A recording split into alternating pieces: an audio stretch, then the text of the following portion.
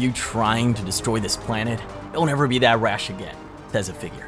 Sorry, I panicked, replies Boruto. I need you to wait a little more. Sasuke. How did we get here? To see that, we have to go back to the beginning. Sarada storms into the Hokage's office. Boruto is innocent, she yells, her fists trembling. Across from her, Shikamaru, the new Hokage, remains unfazed. He's had plenty of chances, Shikamaru says. The boy killed the Hokage and tried to murder his son, Kawaki. He's a traitor. He cannot go unpunished. Sarada, daughter of Sasuke Uchiha, is one of the few who knows the truth. The entire village is convinced Naruto is dead, slain by Boruto, but in reality, their memories have been rewritten by a godly jutsu called omnipotence. Everyone except a select few believes Kawaki is Naruto's son, and Boruto is an outsider. But in reality, it's the other way around. Sarada's frustration boils over. You're making a mistake. Lord 7th once brought back my dad when he was a rogue ninja. He became Hokage while still a genin. My role model is Lord 7th, not you. Meanwhile, Naruto isn't dead. He's unconscious, sealed away in another dimension by Kawaki, alongside Hinata. Kawaki didn't do it out of spite. He did it to protect them from Boruto, because lurking inside Boruto is the unstable spirit of Momoshiki Otsutsuki. But before Naruto can be saved, Sarada has to do something about everyone thinking Boruto is their enemy. So she decides to go to the root of the problem, the girl called Ada. After leaving the Hokage's office, Sarada walks with Sumire, one of her closest friends and fellow academy grad. Both are among the few unaffected by the memory-altering jutsu, the ones who know the truth. It's not their fault, Sumire mutters. Nobody even questions the contradictions. Sarada clenches her fists. Early on, they noticed the inconsistencies, like how could Kara have modified Kawaki's body if he was born and raised in the village? Some context. Kara was a shadowy cult led by another evil Otsutsuki known as Ishiki. This cult was the one responsible for implanting Ada with the omnipotence ability that's causing the current crisis. After debating their options, Sarada and Sumire arrive at Ada's house. They need her to reverse the jutsu so things can go back to normal. However, that's impossible. Ada explains that the omnipotence jutsu cannot be controlled, and the only people immune to it are the Otsutsuki as well as her blood relatives. It's a jutsu which makes one's desires real, and it was Kawaki's desire that jump-started her power 3 years ago and caused the memories of the population to be rewritten. Ada suggests that there is no way to convince everybody of the truth, apart from rewriting their memories again, though she considers that too risky. But she's also confused as to why Sarada and Sumire weren't affected by the memory alteration. Because another one of Ada's omnipotence abilities is her charm ability. This charm ability was the result of Ada's desire to be loved, and anyone that looks at her is so overpowered with love that their bodies cannot even physically harm her. Sarada and Sumire start to get nervous, because although Ada knows they're immune to omnipotence, she doesn't know that they are also immune to the charm ability. While Ada questions them, they remember what Shikamaru warned them of. He told them to hide the fact that they aren't affected by the charm, because that means they can kill her if they ever need to. Though Ada has defected to Konoha, she is still a major risk due to her powers and hostile attitude. If Ada is ever aware that Sarada and Sumire aren't affected by her charm, her extremely powerful younger brother Damon will kill both of them to protect his sister. Sarada and Sumire do their best to make Ada believe they really are charmed, and it seems to work. However, Damon looks at them very suspiciously. Meanwhile, Kawaki is on a balcony overlooking the village and is greeted by Mitsuki, the son of Orochimaru and also Boruto and Sarada's teammate. Mitsuki is full of bloodlust and anger towards Boruto, and Kawaki tells him to calm down, but their conversation is interrupted. There's danger. Claw marks have been found outside the wall, the power of their enemy, a man called Ko. Kawaki flies off using his Otsutsuki powers to intercept. Elsewhere, Naruto's daughter Himawari is sparring with Chocho. After a short session, she declares something shocking to the others. She wants to help Boruto. In her memories, Boruto is the man who killed her parents. But regardless, she still has a feeling that Boruto's innocent and that Naruto is still alive somewhere. Meanwhile, Kawaki arrives at the claw marks and goes about shrinking them away using his ability. As the other ninjas discuss the threat, Kawaki discovers a hidden claw mark on one of them. It's a disaster. The team that has been investigating the marks have been compromised. Kawaki relays the news to Shikamaru when they begin to act. However, it's too late, as claw grime, which are portions of the 10 tails that Code split up 3 years prior, start appearing all over the village. The invasion has begun. They start popping up all over the village and the Konoha police force tries to stop them, but it's not looking good. Villagers are panicking and shinobi are doing their best to hold them back. Shikamaru orders an evacuation and Kawaki starts to fight back. Meanwhile, Sarada notices them too and attacks, fly-kicking one straight in the stomach. At that moment, Code himself emerges from one of the grimes. She demands to know why he's there. He replies that he only wants Boruto. He reveals that he's been chasing Boruto for 2 years, and since he can't find him, he decided to just attack the leaf, hoping that Boruto would arrive to save his friends. I hope that you can scream real pretty so that it'll reach him, Code states. However, Sarada doesn't need to scream, because instantly, Boruto appears. With his left hand resting calmly on his sheathed sword, he disrespectfully stamps his foot onto Code's face. Code tries to swipe him, but Boruto jumps to safety. Kawaki and Shikamaru sense his presence. Code and Boruto face off, preparing for battle. Tensions rise as they prepare to fight. Code casually comments that if he knew it was this easy to get Boruto to come, he'd have attacked Konoha sooner. Boruto's in no mood for chit-chat. He demands that Code withdraw the claw grimes, and if he does, he'll let Code live. Of course, it won't be that easy. Code didn't plan this invasion just to run away as soon as Boruto appeared. Did you forget how helpless you were against me 2 years ago? You got some nerve to tell me that you're gonna spare my life. You lose more than your left eye this time, Boruto tells Code, referring to a skirmish they had 2 years ago after Boruto left the village. While this is happening, Shikadai and Chocho are engaged in a serious battle with the claw grimes. Shikadai's managed to paralyze 3 of them with his jutsu. Chocho is landing haymakers, and Inojin and Himawari are flying above, watching the chaos below. Chocho's going berserk and tells everyone not to worry. But as she's fighting them, another grime comes out of the body of one she's already defeated. It's behind her so she doesn't see it. Shikadai calls out, but it's too late. It's on her blind spot, about to bite. As she turns to face its jaws, Inojin swoops down and grabs it, saving her by a hair's breadth. He reminds her to keep her guard up and doesn't miss a chance to take a shot at her weight. Now Inojin is flying with a claw grime in his bird's talons. However, the grime manages to escape and is about to bite Himawari. Luckily, Kawaki spots them and jumps into action. Kicking it away, he allows them to land safely and blocks them from other grimes. Himawari thanks him and calls him Big Bro, but Kawaki responds with, "How many times do I have to tell you not to call me that?" Shikadai notices that one of the grimes is different from the others. It seems to have leveled up and manifested a Rinnegan. However, Kawaki notices too late, and the grimes teleport to another, smashing Kawaki's head straight into the ground. It seems to recognize Kawaki as an Otsutsuki and speaks this out. Before Kawaki's eaten alive though, Shikadai grabs it with his shadow paralysis. Kawaki, who hates the Otsutsuki, activates his karma seal upon being called that, and blasts the top half of the grime into oblivion, killing it. It was a close one, but more and more grimes are emerging from the bodies of others.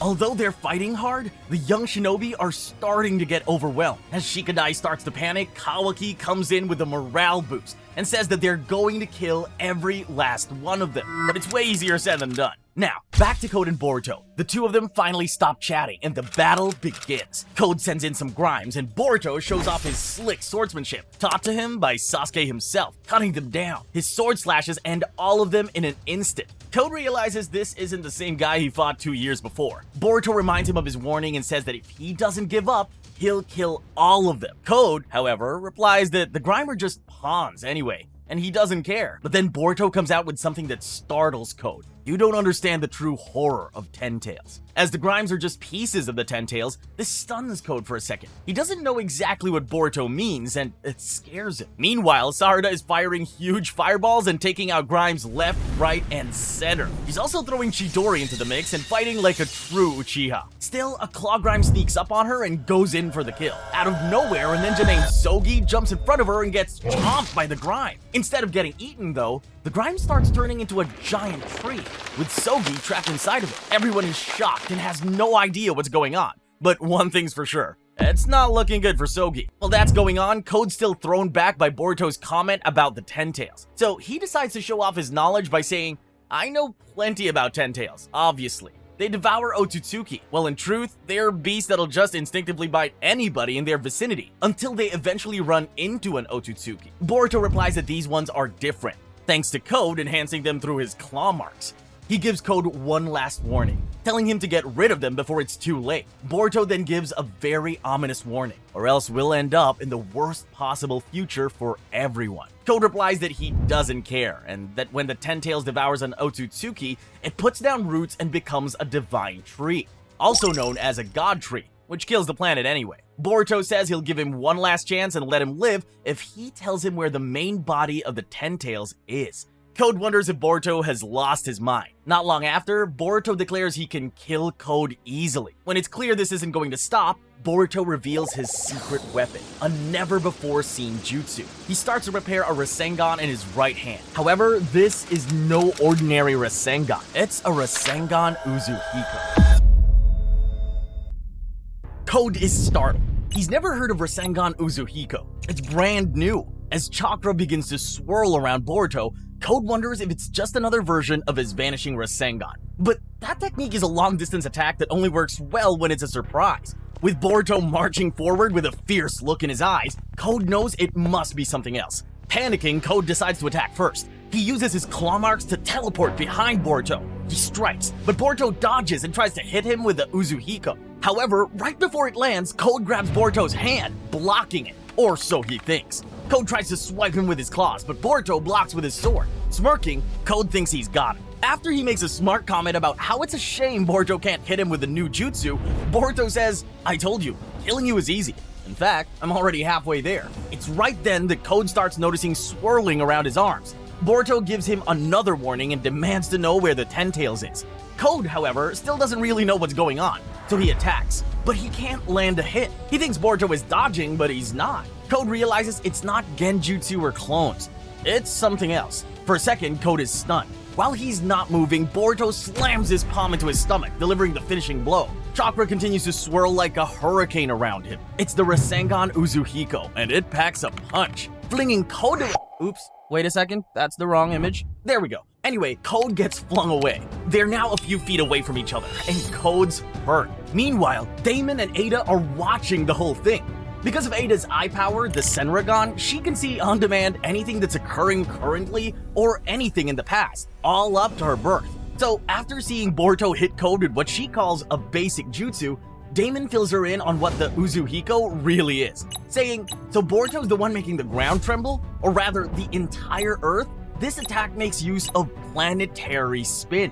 As Code struggles back to his feet, Boruto says that he's surprised to see him still standing. However, from Code's perspective, everything is spinning. He falls over, demanding to know what Boruto's done to him. And Boruto replies, "Think of it as a biting counterattack from this planet that you were trying to destroy." He then explains that the power that's coursing through Code's body will never stop. The Uzuhiko is a Rasengan that utilizes the planet's rotation. And just like how the planet will never stop spinning, neither will Code. In other words, he's finished. But Code, with his feet wobbling and head spinning, makes a futile attempt to fight back, but drops straight back to the ground. This means that Boruto can now play his hand. He threatens Code and says the spinning will never stop until he dies. So, if he wants it to stop, he can hand over the Ten Tails. At this point, Code's not got much to bargain with. However, right before he makes his decision, Kawaki enters the fray, attacking Boruto and interrupting the negotiation. The other Genin, including Himawari, arrive too, and want to know why Boruto is in the village. Boruto tells them not to interrupt him, but Shikamaru decides to contact Kawaki directly. Kawaki tells him the Code's pretty drained, and he could probably kill him. Shikamaru gives him the order: execute Code. But Boruto's not done with him and tells Kawaki to get away from Code. While Kawaki's attention is on Boruto, a claw grime emerges from Code's body. Kawaki stabs it in the chest, but Code manages to use the claw mark to teleport away. He's escaped. They've missed their best shot to take him out. Elsewhere, Sarada approaches the tree. A nearby shinobi speculates and suggests that these may be defective divine trees because they're devouring the wrong thing. Sarada says she doesn't know. However, she notices that the devoured shinobi, although seemingly merged with the tree, isn't dead. He's somehow still alive. Meanwhile, Kawaki and Boruto are having a reunion. The two of them continue talking trash, but then a tiny toad that's been hiding in Boruto's collar appears. It delivers a message: infiltration accomplished, Boruto. Code's returned to base. It looks like Boruto letting Code escape was part of the plan. Code is now back in his base, severely hurt and cursing Boruto's name. Outside his base, we get a glance at somebody who appears trapped in one of those defective divine trees. One of Code's former subordinates, Bug. As Code staggers, a toad in his pocket comes out, As he goes inside the base, we finally see it. The Ten Tails. Code scrambles through his base to where the Ten Tails is. The beast is impaled with spikes. As Code enters, Boruto's words haunt him. He starts to wonder if he's made a big mistake, but he decides to shrug it off. After all, the Ten Tails only has one ability, Devour. How could it be such a threat? Meanwhile, Boruto is still facing off against Kawaki, and the toad next to his ear is telling him to hurry. Kawaki's confused. He has no idea who Boruto's talking to. But Boruto isn't just waiting. He's preparing a jutsu. He activates it, the Flying Rasengan. In a flash, he's gone from Konoha and reappears at Code's base. It was all part of his plan. Code is stunned. This is the last thing he needs right now. Boruto goes straight for the Ten Tails, but to his utter shock, it's gone, vanished. The toad swears it was just down there, but it's nowhere to be seen. While Code wonders what's going on with the talking toad, we see it, a strange humanoid creature. Boruto simply says, "Damn it, it's too late." As Code stares at the figure, he wonders if it's Bug, his subordinate who was devoured and turned into a tree. Boruto explains that the thing in front of them is not Bug, it's a divine tree. But before he can elaborate, it lunges at Boruto. With Boruto up against the wall, the Bug clone says, "You come to offer yourself up to be devoured, Otsutsuki Boruto." But Boruto reads a hand sign and prepares a counterattack. Meanwhile, Code is struggling with the Uzuhiko while he tries to figure out what's going on. Realizing they now need to work together, Boruto rescinds the Uzuhiko and tells Code to get ready to fight. But before that, Boruto attempts to explain what's going on, after Code asks what happened to the Ten Tails and Bug. Boruto says, not just Bug, this involves others too. Everyone who's been turned into a tree. Suddenly, both of them hear a voice behind them. Chakra. All life on a planet, both current as well as past and long dead. We divine trees exist to suck the chakra out of all living things and form a chakra fruit. At least, that was our original driving instinct. He thanks Code for allowing them to evolve by awakening self-awareness in them, which is when the third living divine tree is introduced. Poor Code. It seems to be your inescapable fate, to be a clown who ends up being used by somebody else. It's almost laughable. Code turns around and sees a female divine tree. The toad on Boruto's shoulder calls for him to tactically retreat, but before he can, he notices a fourth one. This one has a hood covering his face. Back in Konoha, Kawaki is explaining the situation to Shikamaru. He tells him that Boruto vanished, and they wondered if he's mastered space-time ninjutsu. Kawaki suggests that maybe Boruto and Code are linked, and mentions the suspicious person Boruto seemed to be talking to. However, before that, their conversation is abruptly interrupted by Sarada. She is adamant that Boruto was only there to save them from Code.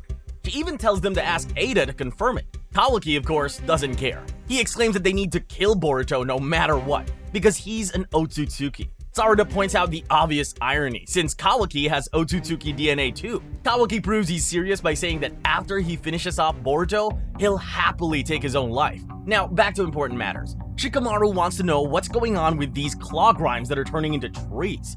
Sarada admits she has no idea, but she does know that their victims are still alive. She also suggests that Boruto knows more than they do.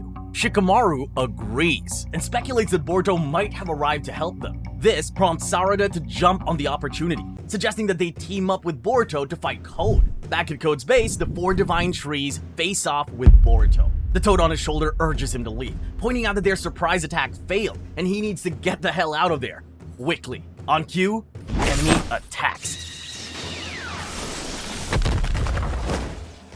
It's looking terrible for Boruto, who's now trapped. He screams to Code for help, but Code points out that they'll likely just devour Boruto on their own to become full-fledged divine trees bearing fruit. Because you see, when a Ten Tails eats an Otsutsuki, they bear an extremely powerful fruit known as a chakra fruit. This is what Code's goal is. Code decides to double-cross Boruto. The toad pleads with Boruto to escape, or else he'll die for nothing. Boruto seizes the opportunity, gets his hands free, and teleports out of there. The divine tree, who seems to be the leader, says, "You were lucky, Otsutsuki Boruto. Our self-awareness, having just awakened overflowing curiosity and thirst for knowledge, are still surpassing our instinctual drive to devour you." It seems like he's saying to let him go due to their new desire for intelligence. Boruto arrives at an unknown location, beside a large tree. A voice says, "Are you trying to destroy this planet? Don't ever be that rash again." Boruto apologizes and claims that he just panicked. The voice replies, "I'm not trying to console you, but you knew there was a high chance of this happening. Doesn't really change anything. We still must fight." As he speaks, his face is revealed. It's Kashin Koji, a clone of Jiraiya, the Toad Sage, which explains the toad on Boruto's shoulder. A defeated Boruto slumps against the tree and says, "Sorry, you'll have to wait a bit longer, Sasuke." The tree he's sitting next to is one formed from a claw grime's consumption, but not just any, one that devoured Sasuke. Boruto has a flashback to his time with Sasuke before he was devoured by the tree. The two of them are training, and Boruto, surrounded by chopped down bamboo shoots, is visibly exhausted. He's panting hard, sweat's dripping, and he can barely breathe. Sasuke calls for a break, and they sit down and chat. It's late, and a half moon sits in the sky. Boruto and Sasuke sit in front of a small fire. Boruto asks him what he thinks of his Uchiha style, and jokingly tells Sasuke that he's mastered. Things take a serious turn after that. Sasuke explains that Boruto is a genius and understands all the theory already, but he still has a lot to learn.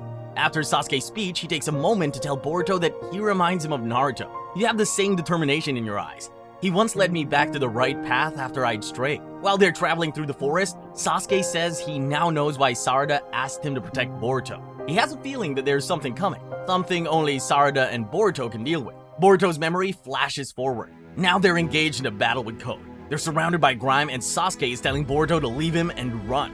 Code, however, is covering his left eye. Sasuke has slashed it. Boruto refuses to run, and Sasuke tells him there's no way they can win. Sasuke, with a firm resolve, tells Boruto to escape at any cost.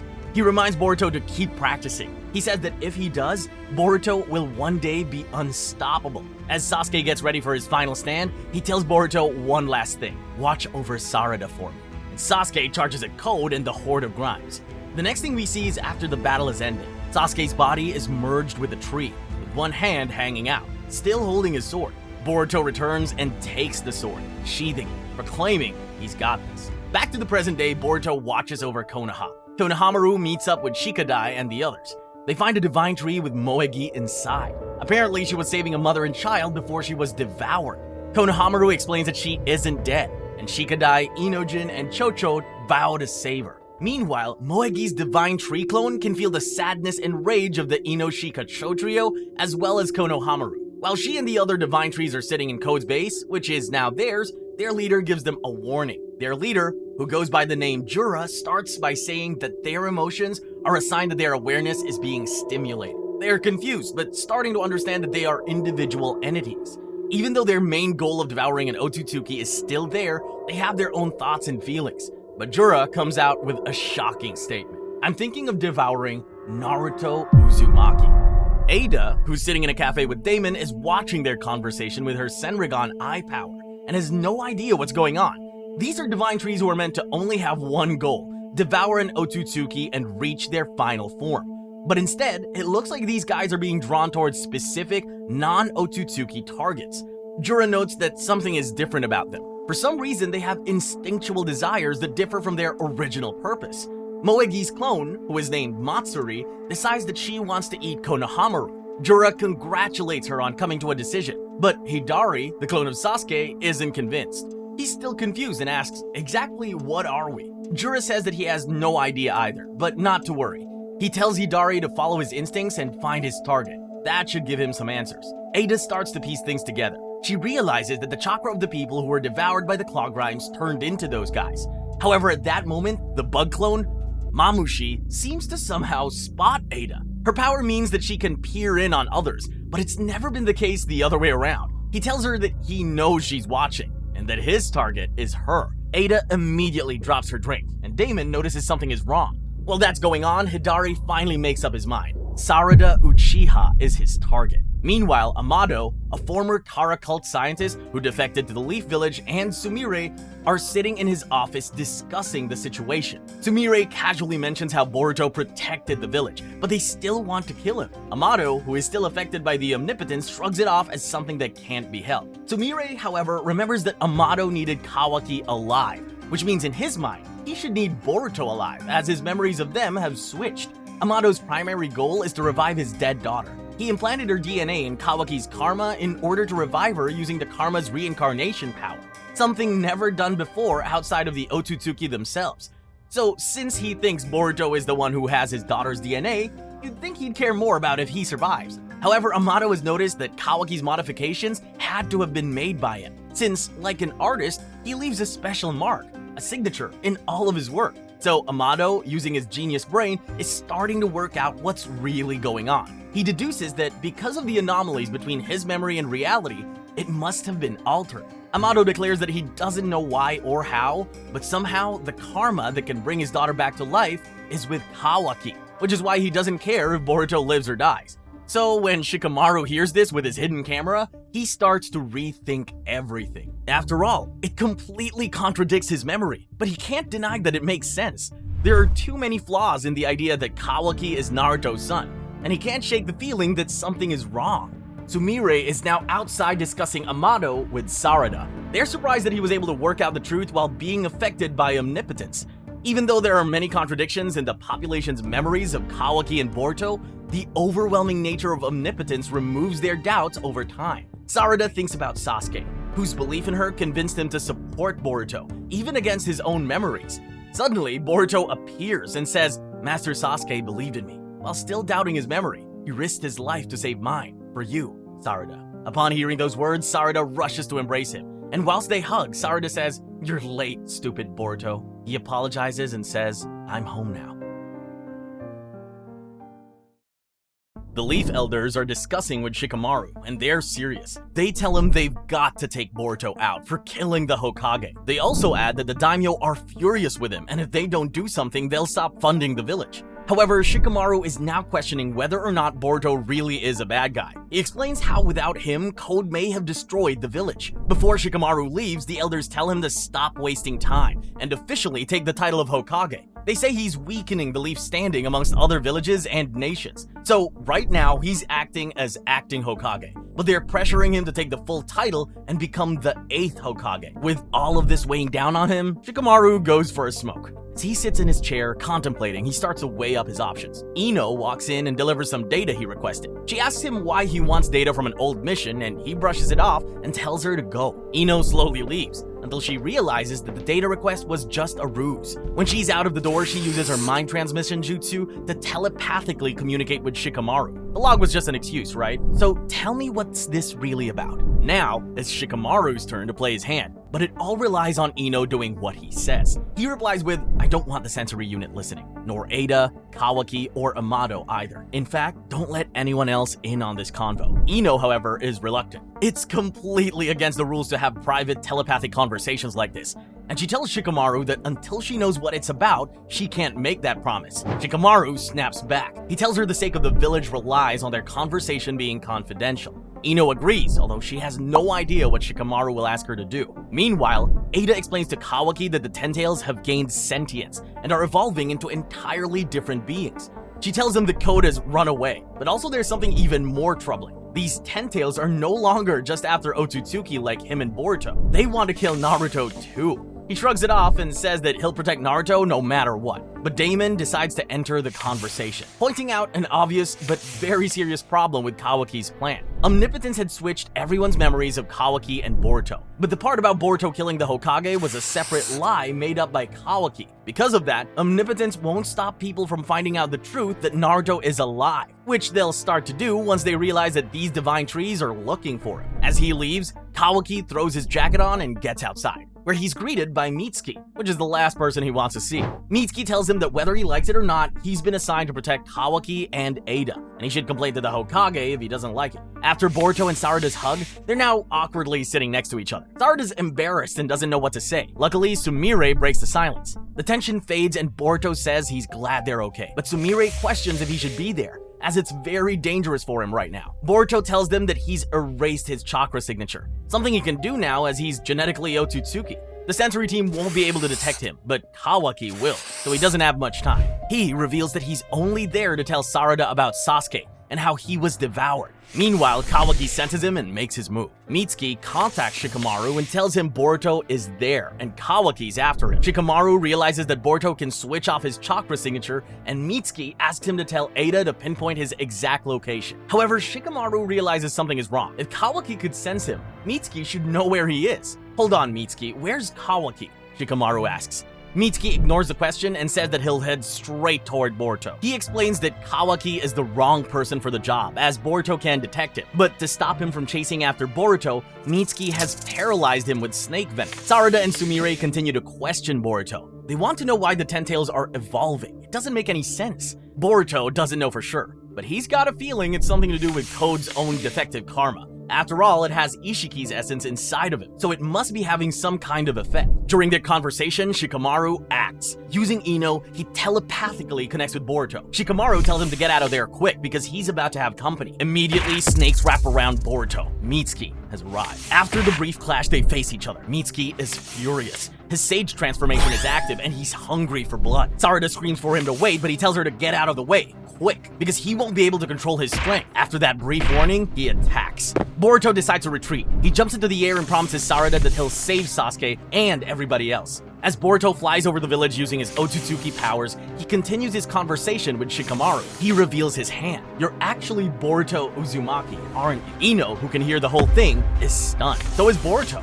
Shikamaru unravels the truth and explains how he worked it out. He knows it's far-fetched, but there are too many discrepancies, which only makes sense when you flip the lives of Kawaki and Boruto. Ino can't quite believe what she's hearing, especially when Shikamaru says that he can't trust his own memories either. After revealing what he knows, Shikamaru requests the truth from Boruto so he can confirm his theory. Boruto abruptly stops. He's noticed a small snake slithering up his body. It's Mitsuki's. He's back for round 2. This time, there's no Sarada or Sumire to worry about. Boruto can go all out. As a bloodthirsty Mitsuki approaches, Boruto says, "Sorry, but I'm gonna have to get a little rough with you, Mitsuki." Mitsuki's sage transformation is fully active now, and he's got Boruto on the back foot, or so it seems.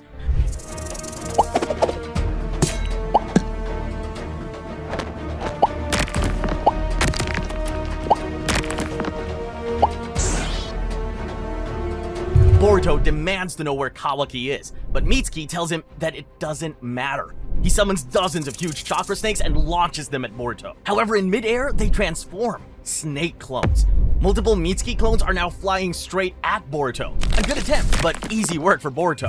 After they exchange some more trash talk and Mitsuki tells him to just die already, Boruto gets serious. His hand reaches for Sasuke's sword and he prepares to end the fight in one fell swoop.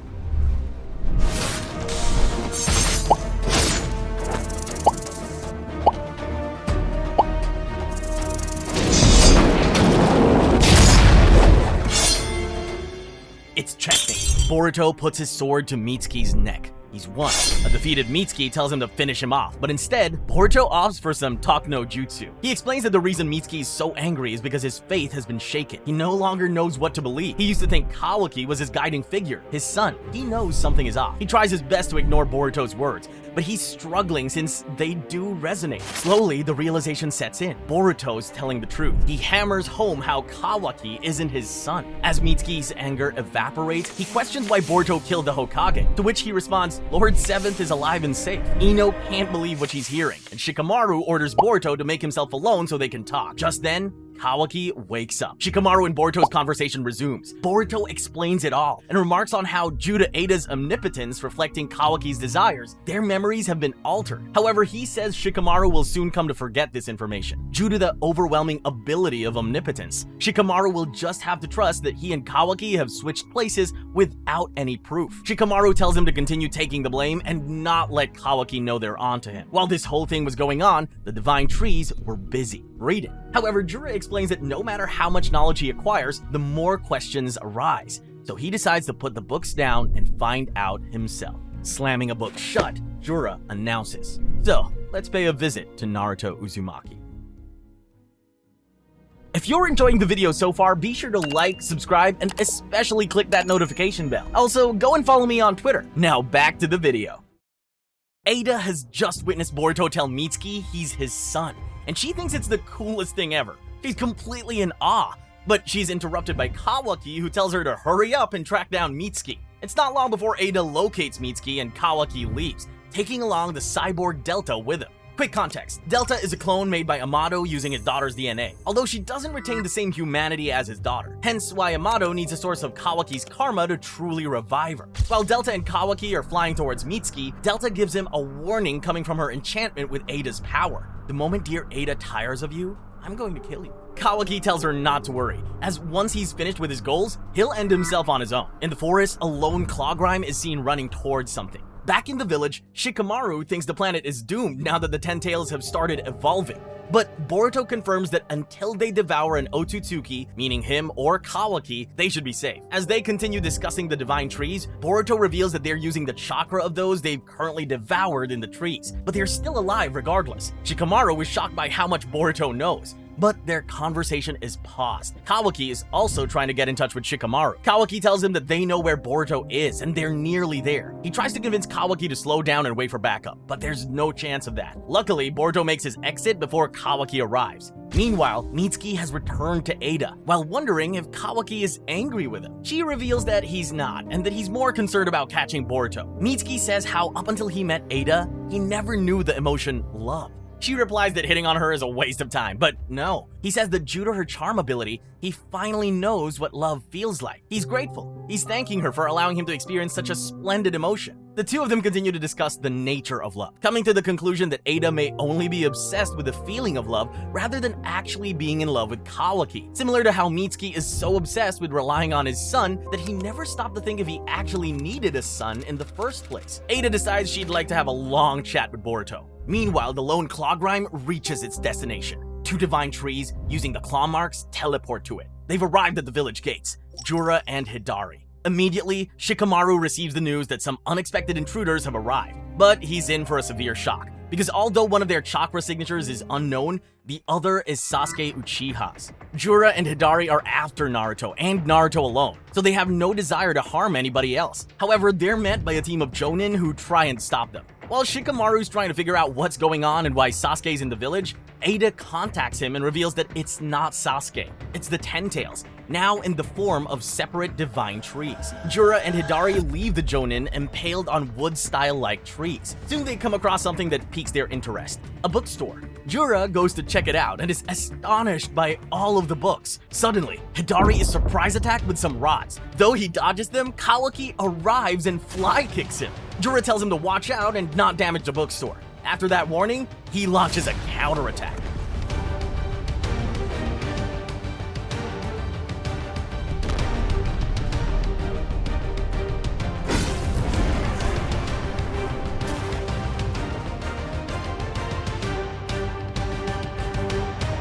After easily beating up Kawaki, Jura declares that he's found Naruto. Hidari, however, isn't sure and asks Jura how he knows. Jura, as an incarnation of one himself, explains that he sensed the tailed beast inside Naruto. Sarada is on her way to the scene with Sumire. Elsewhere, Himawari, Shikadai, Chocho, and Inojin are as well. Shikadai warns them that although they may have to face Sasuke, he's still a traitor and they can't hesitate. Suddenly, the divine trees appear in front of them. Hidari asks which one is Naruto. Jura looks at Himawari and becomes confused.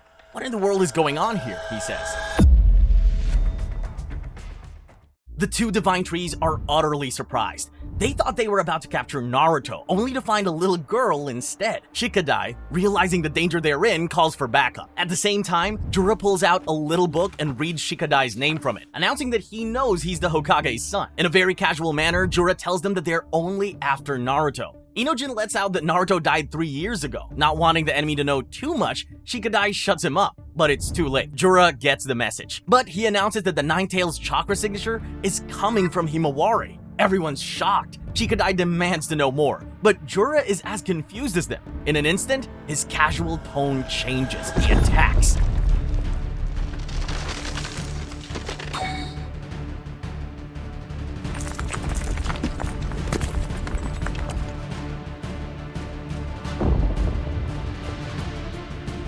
By the skin of their teeth, Himawari escapes, thanks to the team's instant reaction. But it's not over yet. Jura says how magnificent their teamwork is and decides to be nice. He tells them that he only wants Himawari and the rest of them can leave alive if they just give her to him. Shikadai radios into his dad and tells him to hurry up with those reinforcements. He also explains that Jura is after Himawari because of the Nine Tails. Meanwhile, Amato tries to wake Kawaki up. These new divine trees baffle him. Boruto, who is somewhere else with Kashin Koji, is alerted that Jura has made his move. Using his toads, he's been spying on Konoha and knows exactly what's going on. He tells Boruto to go and help. Back at Konoha, Shikadai is stalling for time. Jura gives them one last warning and announces he's got to devour Himawari to find out the mystery. Shikamaru's heart is racing. and tells their backup to hurry up. However, he hears a voice behind him that tells him Boruto has entered Konoha. It's one of Koji's toads. Meanwhile, Kawaki fully wakes up with Delta standing over him. She tells him to hurry up as they've got to help the village. But Kawaki, sensing Boruto, tells her to wait, as they've got another uninvited guest. Shikamaru contacts Boruto and gets him up to speed. But they're interrupted because Kawaki shows up. Boruto says he doesn't have time for this and tells Kawaki that he can help him if he wants. Kawaki, regardless, attacks.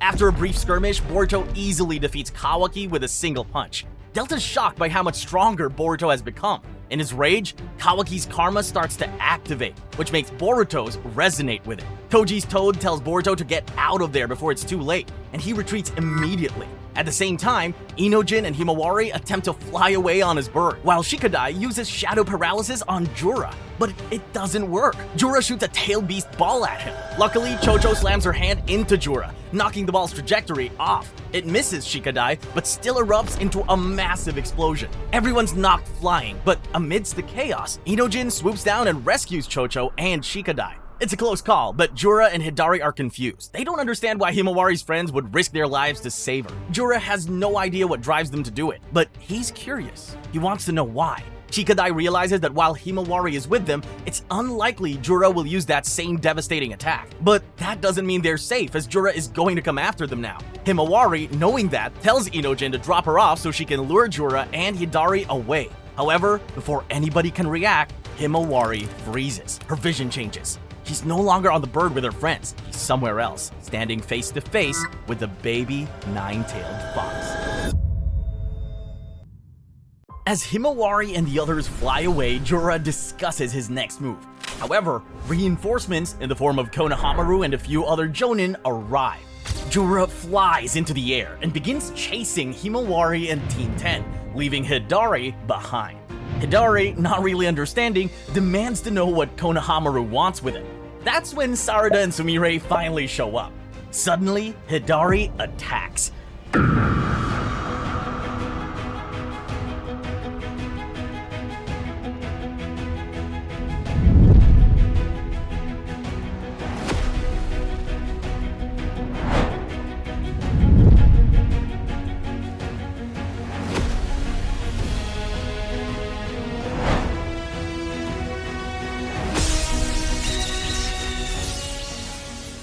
After being nearly taken out by Hidari's Chidori, the realization sets in.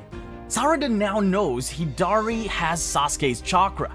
Meanwhile, Himawari is being introduced to the baby Kurama, who explains that they are inside her consciousness. Kurama explains how he's been reincarnated inside Himawari. He reveals how tailed beast reincarnation works, and how it can happen anywhere at any time. However, even he's confused that he's been reborn inside Himawari so soon after his death. Jura hits them with a fast-paced tail beast ball and it shatters the bird's wings. As they plummet to the ground, everybody grabs onto Chocho, who softens the blow with her jutsu. But this time, they're cornered, trapped. With nowhere else to go, Himawari pleads with Kurama to help. But he tells her to stop being a baby and to help herself. Kurama tells her that only she can activate his chakra. For some reason, her chakra has a very close affinity with him, even closer than Naruto's. But still, to use it, she's got to believe in herself, and fast, because Jura is about to capture her. Realizing her situation is futile, Himawari decides to attack first, with a jumping fly kick to Jura's head. He easily grabs it and snaps her leg completely around. Enraged, Inojin attacks with an ink beast. Jura easily destroys it and then traps Himawari with some wood style. He tells her not to worry and that being devoured is actually quite painless. That only infuriates Inojin even more, and he flings himself at Jura. Of course, it was a terrible idea. He gets kicked to the ground, but Jura's not letting him off lightly this time.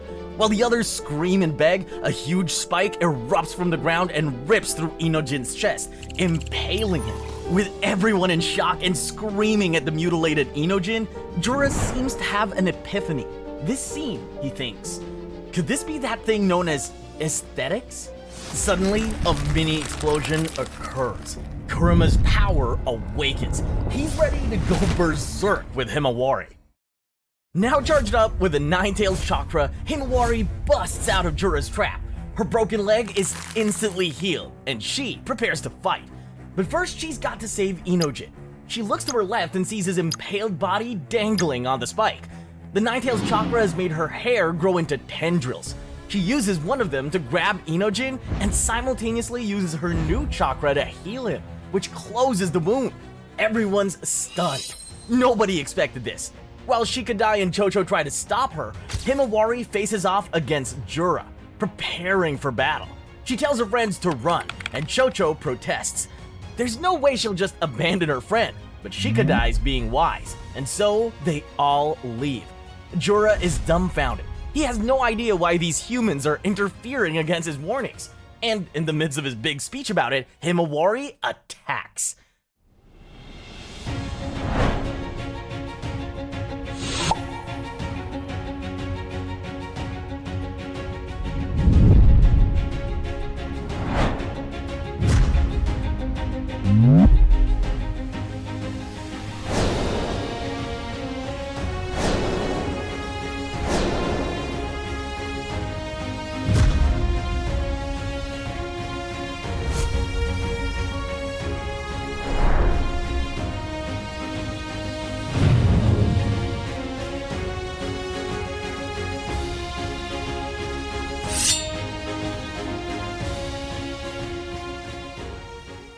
Himawari's barrage impresses Jura, who remarks about how quickly she's learned to use the tailed beast bomb.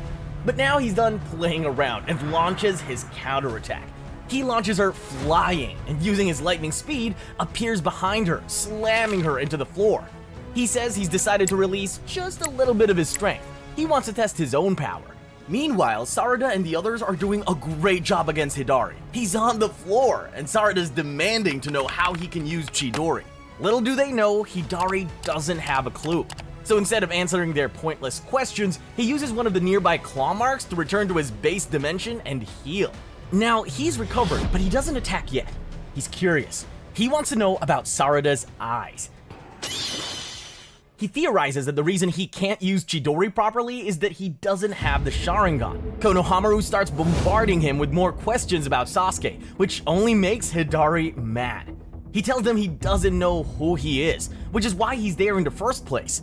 Sumire, who's been listening intently, is hit with a realization. Hidari's after Sarada. She tells Konohamaru to protect her, but it's too late. Hidari strikes.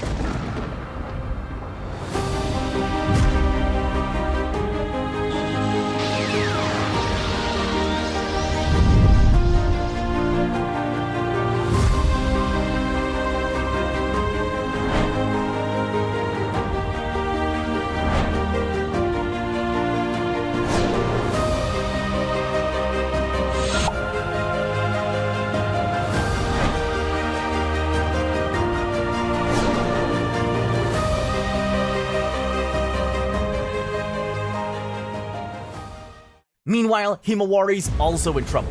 Jura has her down. And although her rapid healing ability is keeping her alive, it's not enough. Still, Jura's impressed. There's something different about Himawari. Her healing is on the level of a tailed beast, better than any other newly formed Jinchuriki. As Jura goes in for the final move, Kurama accepts defeat. However, Boruto arrives just in time and grabs Himawari's limp body. At the same time, Sarada is about to be devoured by Hidari. Boruto gets alerted of this by his toad, and using Flying Raijin, he instantly teleports to Sarada. Boruto slices the giant tree-like hand that's holding Sarada and completes the double rescue. But although he saved him, he's not out of the fire just yet. Boruto and Hidari face off. With a sudden attack, Boruto blocks with his sword. While Delta and Kawaki are figuring out Boruto's movements, they spy on Jura below. He's standing there, still, doing nothing. Boruto is trying to order everybody at his location around, but since he's a criminal, they're having none of it. Except Sarada, who questions him about Hidari having something to do with Sasuke becoming a tree. This is the first Konohamaru and the other ninja heard about this, so they're surprised. Boruto takes a moment to explain to them what's going on. He tells them Hidari came to being using Sasuke's chakra, but they can't hold back, and to save Sasuke, they've got to take him down. Just before Boruto can attack, the claw marks start to activate. Grimes start pouring out, and they're surrounded.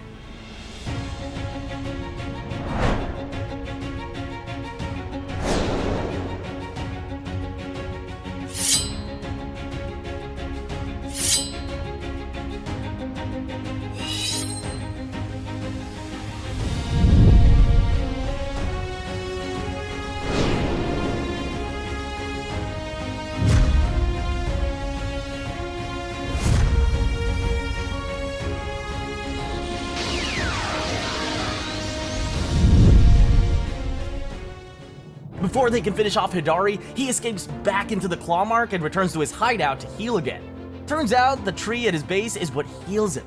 Sarada, realizing Hidari can sprout up from the ground at any time, tells Boruto to fly up into the air. He refuses. He tells her he's preparing his Rasengan Uzuhiko and he'll finish Hidari off in one shot. Because Uzuhiko uses the planet's rotation to fuel it, he can't take his feet off the ground.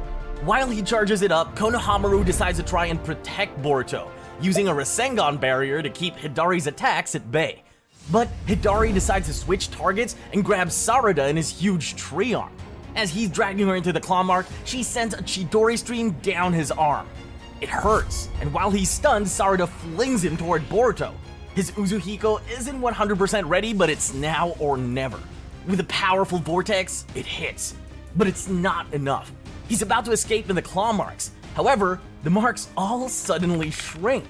Kawaki has showed up and grabs Hidari's body. In one final attack, he blasts him away. They've won. Hidari is no more. But in his place is a weird thorn seed-like object, which Boruto grabs. Speaking to Koji through the toad on his shoulder, they confirm it's a thorn soul bulb. Boruto goes to leave, but Kawaki stops him, demanding to know more about the bulb. Boruto tells him to move or he'll cut his arms off, but he doesn't get the chance to. In the commotion, they forgot about Jura. A snipe goes through Boruto, straight through his torso. He's down. Jura isn't near them, no. He's still in the place where he battled Himawari. From that long distance, he's sniping tailed beast bullets into Konoha. Sarada recalls Boruto saying that the bulb will help restore Sasuke, so she dives for it. But her arm too gets sniped. The bulb suddenly flies away towards Jura.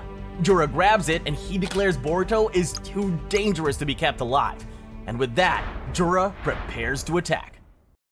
Boruto's down and Jura's building up another tail beast bullet for the finishing blow. Just as he's about to launch it, he gets interrupted. It's Mamushi. His head bursts out of Jura's chest and he's got a message. The other divine tree, Matsuri, has finished gathering intel. They now know Boruto has an accomplice. They also know that the accomplice is the reason Boruto knows so much. So they can't kill him now. They've got to find out who the accomplice is first. And also, they can't let Hidari's bulb rot. As Jura goes to leave, he takes a moment to compliment Boruto on how lucky he is. Luck? Or divine intervention? Jura's not sure. While Boruto becomes unconscious, he has a flashback. He's hiding amongst a bunch of rocks, surrounded by ninja of the 5 great villages. He's out of breath and taking a second to recover. All of a sudden, a tiny toad shows up and says he wants to help. Boruto's confused, but since he's not got many options, he agrees. Boruto's doubtful, but the toad convinces him to touch his back. He does, and he's teleported away via summoning jutsu to some kind of cave. In the middle, there's a man, Kashin Koji. Koji reveals that they are in one of Orochimaru's abandoned bases, hidden further using genjutsu. He reveals the toads are scientific ninja tools. It was Koji himself who was speaking through them. Boruto remembers him. They met in the past during a fight with Ao. Boruto remembers how Koji not only killed Ao, but also tried to kill him too. However, while Boruto's doubt increases, Koji says something important. Can I verify just one thing? Have you been Boruto Uzumaki from the moment you were born up to now? Those words make Boruto pause. Somehow, Koji knows the truth about omnipotence. Boruto demands to know how Koji, whose memory is still affected by it, somehow knows his real identity. Koji claims he knew this was coming. After his fight with Ishiki where he was dying, he received a vision of many potential futures. They were confusing at first, but by watching events unfold, he was able to paint a picture of what awaits the future of the Earth. He realized that until the Ten Tails was completely destroyed, the Earth was still in danger. Koji then reveals how he stumbled upon this immense power that allows him to see the possible futures through the cells of Shibai Otsutsuki. Koji, like Ada, Damon, Code, were given Shibai's cells with the hope that they'd awaken one of his Shinjutsu, special jutsu that are levels above ninjutsu. So far above, in fact, that they were closer to divine miracles, just like Ada's omnipotence and Code's claw marks. Shibai was an Otsutsuki who consumed countless planets. As a result, he awakened to a higher plane of existence and left his physical body behind. It looks like in the face of death, Koji's ability awakened, a Shinjutsu called prescience. Koji has seen many possible futures, and the Earth is destroyed in most of them. He tells Boruto that they are currently walking on a tightrope, and every action they take is going to greatly affect the Earth's chance of survival. All the divine trees have to do is devour either Boruto or Kawaki, and the Earth's finished. He's seen countless futures of this happening, like one where Naruto was killed and Ishiki resurrected in Kawaki's body, subsequently feeding Boruto to the Ten Tails, or another where Kawaki killed Boruto and the interfering Sarada, only to get beaten by the much stronger Code and fed to the Ten Tails. Luckily, now that Koji can see events and their future effects, they have a chance. Boruto's doubtful, but when Koji tells him that he can teach the current Boruto all the jutsu that future Boruto will use, he's sold. Koji also reveals that he knows the way to save Sasuke. However, before they can do that, Koji has to show Boruto the worst possible future. He tells Boruto that the worst future is one where the Ten Tails breaks free from Code and starts evolving into brand new individual sentient beings. Koji tells Boruto that in most of the futures, Jura will kill him and Kawaki is devoured. But despite how bleak things are looking, they've got a chance. Boruto agrees to help him, but only on the condition that no matter what, he won't kill Kawaki. He tells Koji not to worry as he'll finish off both Code and the Ten Tails. Back in present time, Boruto slowly opens his eyes to see Sarada standing over him. He's also injured, with a damaged arm. Himawari then wakes up and runs over to Sarada, using her newfound healing power to fix her arm. She fixes it easily and goes to help Boruto next, but Kawaki stops her. Kawaki says that he'll let Himawari heal Boruto, but he's got to do something first. Konohamaru gets the message. He handcuffs Boruto. They're Amato's custom-made cuffs that stop the user from using any jutsu. While they're restraining Boruto, Kawaki finds the toad in his cloak and recognizes it as Kashin Koji's. The toad tells Kawaki to kiss his ass and is destroyed. Okay, just kidding. It's just ribbons. But now Koji knows Boruto is captured. Meanwhile, Jura plants the Ten Tails bulb and it sprouts using the trees, straight back into Hidari. On another part of the tree, another soul bulb is growing. Matsuri plucks it and gets ready to sprout it. The divine trees all gather and get ready, and think about what to name this new member. Boruto wakes up. He's tied to a chair. Konohamaru's in front of him and explains that he's wearing Amato's special cuffs, so there's no point in trying to escape. Boruto wants to know if everybody is safe. Konohamaru informs him that they are, but only barely, and there were quite a few casualties during the attack. Meanwhile, Sakura is seeing to Inojin, but it looks like Himawari's already done most of the healing. Ino is there too, and quietly watches over her injured son. Now, the interrogation of Boruto begins. Konohamaru starts off by demanding to know the identities of Jura and Hidari. Ada, who's spying on the whole thing, is relaying it back to Damon and Kawaki. Damon mockingly teases Kawaki about what he'll do if Boruto decides to reveal the truth about Naruto's status. Kawaki says he doesn't care. He just wants to kill Boruto, but first, get the info about the Ten Tails from him. Boruto is in the middle of explaining to Konohamaru what the divine trees are. He also informs them that Matsuri, Moegi's clone, is after him. He explains how each clone is made from the chakra of the one they devoured. Except for Jura, he's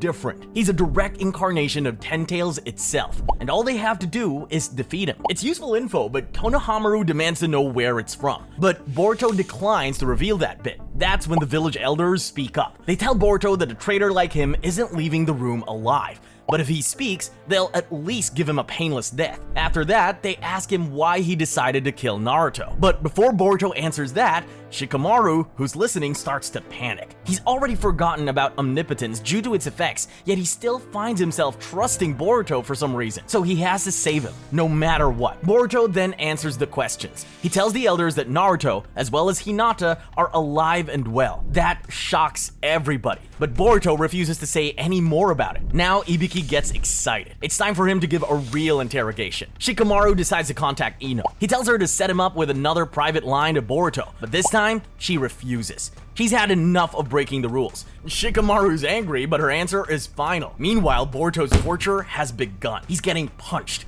beaten, and abused as he refuses to give any more information. Shikamaru contacts Ibiki just as he lands a solid blow to Boruto's stomach. He tells him to stop. Shikamaru claims that Boruto won't break to physical punishment, and they should summon Mitsuki, who can use venom. Konohamaru warns Shikamaru that's a bad idea. After all, Mitsuki seriously hates Boruto for killing Naruto, so he might just kill him. Ada is relaying everything that's happening to Kawaki. Kawaki's shocked that Boruto is still trying to defend his name. As the interrogation continues, Boruto doesn't budge, and Mitsuki's about to enter the room. But before he can, Shikamaru grabs his hand. He tells him, "Remember, we are shinobi and this is a mission.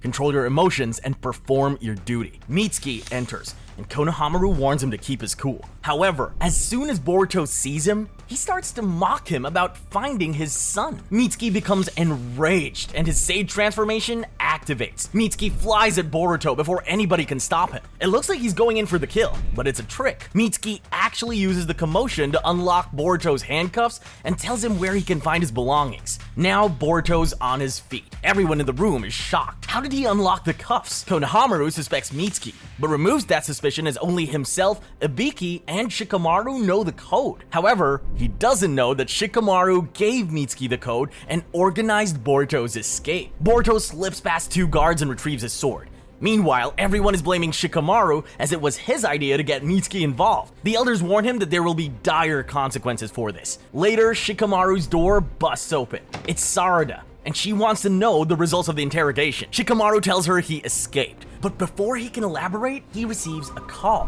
It's Kankuro from the Sand Village. Kankuro tells him that Gaara, as well as his adopted son Shinki, have been defeated, and Shinki has been devoured by a tree. At the same time, another divine tree is born. He is named Ryu. Flashback.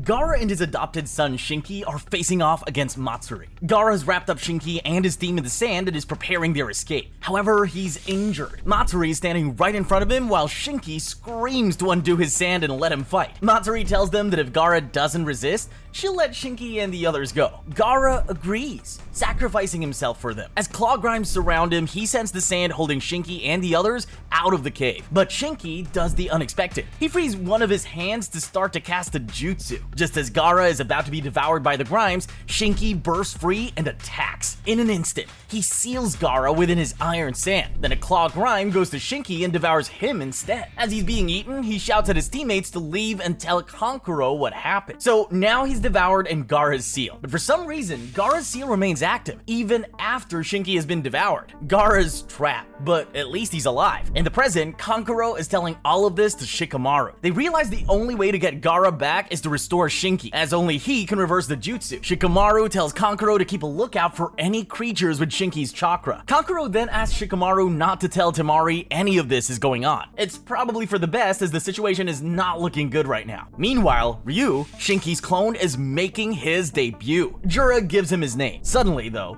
Ryu summons an arm of iron sand. He reaches into the black cube at the center of their hideout and pulls out Code, who is spying on them. Code starts demanding that the divine trees need to hurry up and focus on devouring an Otsutsuki. However, Jura tells him that they are busy and they've got other things to do first. Code can't believe it. He reminds them that the chakra fruit is his. Jura, however, wonders what would happen if the divine trees ate it instead. In a rage, Code attacks, using his claw marks to sprout his hand out of Jura's chest. Jura barely reacts and easily dismembers it with a tailed beast bullet. Code screams in pain and Jura proposes a deal. If Code can kill Boruto, he'll let him keep the chakra fruit that will appear once they've devoured Kawaki. That way, Code can still reach his goal and become an Otsutsuki. Since right now the divine trees are primarily focused on devouring their targets, it's a win-win. As Code reluctantly agrees, Jura wishes him luck, and he leaves through his claw mark, declaring he shall have the last laugh. After Code leaves, Ryu remarks about him being a disgusting creep and asks Jura if he can kill him the next time he shows up. Jura agrees. But first, Ryu must find out who his target is. Jura instructs Ryu to turn his attention inward, into his heart.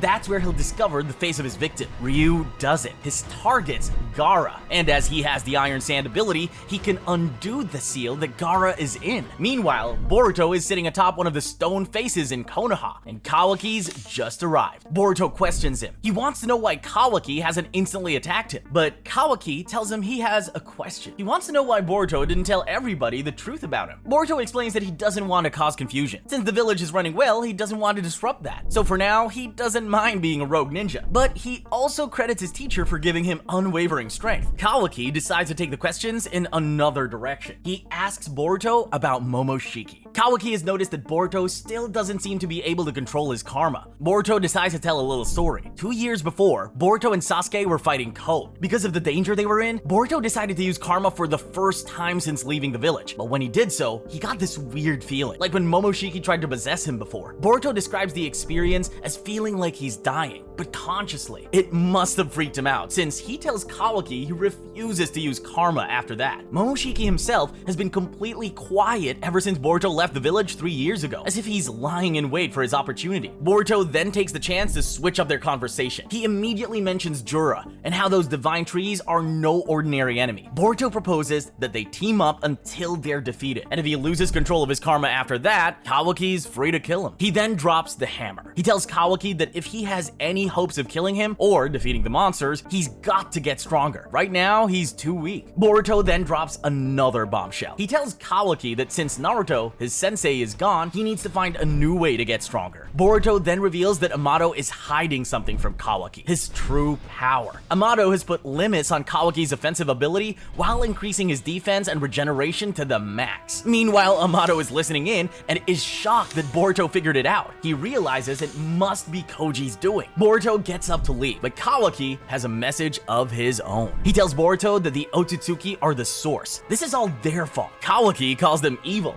and says they need to be exterminated, which includes him and Boruto. But first, they'll focus on getting rid of Jura and the other divine trees, by any means necessary, even if it means partnering with Boruto. In response, Boruto says, "You better not weigh me down, bro." And Kawaki comes back with, "Back at ya, jerk." And with that, Boruto and Kawaki partner up. Though this marks the end of the first arc, did you know that there's an entire series starring his son Sorto? See this? Click this video here.